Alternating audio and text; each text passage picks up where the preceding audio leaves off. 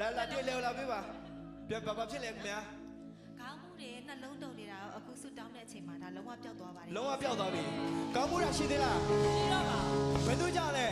ယေရှုကြောင့်ယေရှုကိုလက်ခုပ်တီးအောင်ဟာလေလုယာယေရှုတည်းမှာနောက်တစ်ယောက်လာပေးပါယေရှုရဲ့အသွေးတော်ကြောင့်အပြစ်မှာ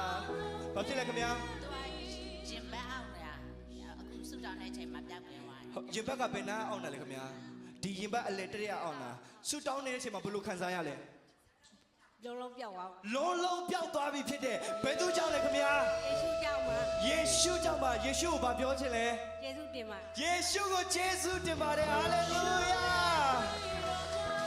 အပြစ်မှာလွတ်ကင်းပြီ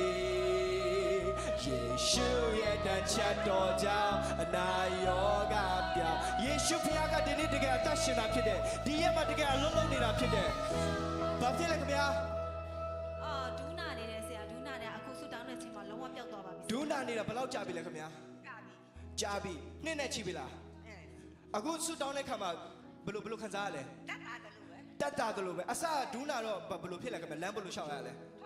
ထွန်းနေအခုကောင်းကောင်းရှောက်နိုင်ပြီလားတတ်တာလာပြီနော်လက်ကျွန်တော်နဲ့လမ်းရှောက်ကြည့်မလား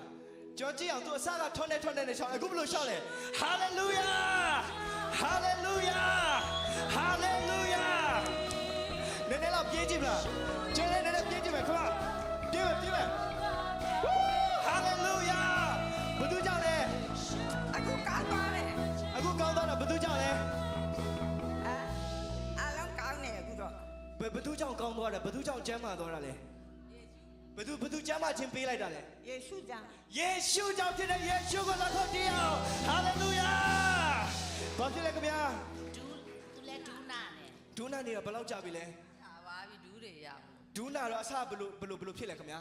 ကြိုက်တယ်ရအောင်နေကြိုက်တယ်ရောင်းနေလမ်းလျှောက်ရင်ရောကြိုက်တယ်တစ်ခါကျထွန်းနေတယ်အခုလမ်းလျှောက်ကြည့်မယ်ကျွန်တော်နဲ့โอเคလားယေရှုကကျမ်းမာခြင်းပေးလိုက်ပြီသူဘယ်လိုလမ်းလျှောက်လဲကြည့်ပါဟာလေလုယာဟာလေလုယာဟာလေလုယာယေရှုခရစ်တော်ကဒီနေ့ထိအသက်ရှင်နေတာဖြစ်တယ်ကျွန်တော်ဒီမှာလာပြီးပုံမြင်လာပြောတာမဟုတ်ဘူးယေရှုကတကယ်အလုံးလုံးနေတာဖြစ်တယ်ဟာလေလုယာဘာဖြစ်လဲခင်ဗျာယေရှုရဲ့အသွေးတော်ကြောင့်အခုဆူတောင်းတဲ့အချိန်မှာအားလုံး